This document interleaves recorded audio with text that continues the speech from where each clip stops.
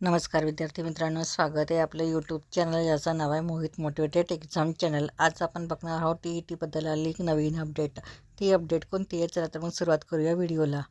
Update अशी आहे, जून जुलै महिन्यात दुसरी TET राज्य परीक्षा परिषदेकडून परीक्षेची जय्यत तयारी सुरू। केंद्रीय माध्यमिक शिक्षक मंडळ अर्थात CBSE वर्षातून 2दा CTET परीक्षा घेते। त्याच धर्तीवर राज्य परीक्षा परिषदेच्या वतीने शिक्षक पात्रता परीक्षा अर्थात TET घेण्याचा निर्णय घेण्यात आला आहे। त्याचा प्रस्ताव पाठवण्यात आला असून जून महिन्याच्या शेवटच्या आठवड्यात किंवा जुलै महिन्याच्या पहिल्या आठवड्यात दुसरी TET परीक्षा घेण्यात येणार असल्याची माहिती राज्य परीक्षा परिषदेचे अध्यक्ष डॉक्टर नंदकुमार बेडसे यांनी दिली आहे। सर्वोच्च न्यायालयाने शिक्षकांना TET परीक्षा अनिवार्य करण्यात आली आहे। तर शिक्षण विभागाकडून सध्या सेवेत असलेल्या शिक्षकांना मुख्याध्यापक किंवा अन्य पदोन्नती हवी असेल तर TET उत्तीर्ण शिक्षकांनाच पदोन्नती द्यावी असे स्पष्ट निर्देश दिले आहेत।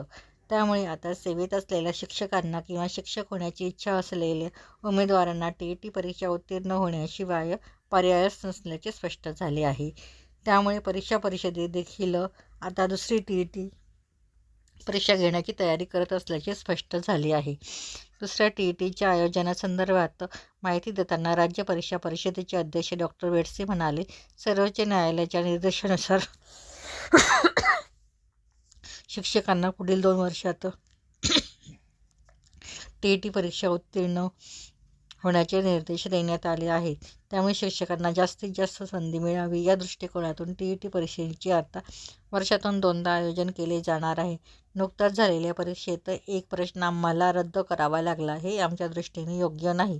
त्यामुळे यापुढील काळात आयोजन करण्यात येणारी TET परीक्षा अत्यंत पारदर्शकपणे पार पाडण्यात येणार आहे। त्यासाठी प्रश्नपत्रिकांची निर्मिती करत असताना तज्ज्ञांसोबत चर्चा करून बारकाईने नियोजन करण्यात येणार असल्याचे डॉक्टर बेडसे यांनी स्पष्ट केले आहे। गुणांमध्ये शिथिलता नाहीच। TET परीक्षेमध्ये पात्र व्हायचे असेल तर खुल्या प्रवर्ग उमेदवारांना 60% म्हणजेच 90 गुण, तर आरक्षित प्रवर्गाला उमेदवारांना 55% म्हणजे 83 गुण मिळवणे गरजेचे आहे। सध्या नोकरीत असलेल्या शिक्षकांना अध्यापनाचे कार्य, कौटुंबिक समस्या, आरोग्याचे कारण आदींचा विचार करता किमान सेवेतील विशेषणातरी पात्रतेमध्ये गुणप्रमाणामध्ये कपात करावी असा प्रस्ताव विविध शिक्षक संघटना तसेच काही मंत्री आणि आमदारांनी देखील दिला आहे। परंतु त्यांना कोणतीही शिथिलता देण्यासंदर्भात निर्णय झालेला नाही। परंतु त्यांची अपेक्षा योग्य असल्याचे डॉक्टर बेडसे यांनी स्पष्ट केले आहे। कोल्हापूर प्रकरणातील TET उमेदवारांचा निकाल राखीव। TET परीक्षेदरम्यान कोल्हापूरमध्ये पेपर फुटल्याच्या बातम्या माध्यमांमध्ये प्रसिद्ध झाल्या।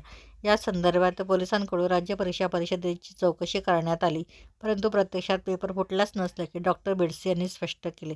त्याचबरोबर अत्यंत गोपनीय पद्धतीने संबंधित परीक्षा पार पाडण्यात येते, त्यामुळे कमीत कमी हस्तक्षेप असल्यामुळे पेपर फुटण्याचा प्रश्न उद्भवत नाही। कोल्हापूर प्रकरणातील उमेदवारांचा निकाल राखीव ठेवण्यात आला असून त्यांची सुनावणी घेण्यात येत असून त्यानंतर संबंधित उमेदवारांचा निकाल जाहीर करण्यात येणार असल्याचे देखील डॉक्टर बेडसे यांनी स्पष्ट केले आहे। तर ही होती TET आलेली एक नवीन अपडेट। अशाच नवीन अपडेट बघण्यासाठी व्हिडिओला लाईक करा, कमेंट्स करा, जास्तीत जास्त व्हिडिओला हाईप करून व्हिडिओ शेअर करा आणि चॅनलवर जर नवीन असाल तर चॅनलला सबस्क्राईब करायला विसरू नका।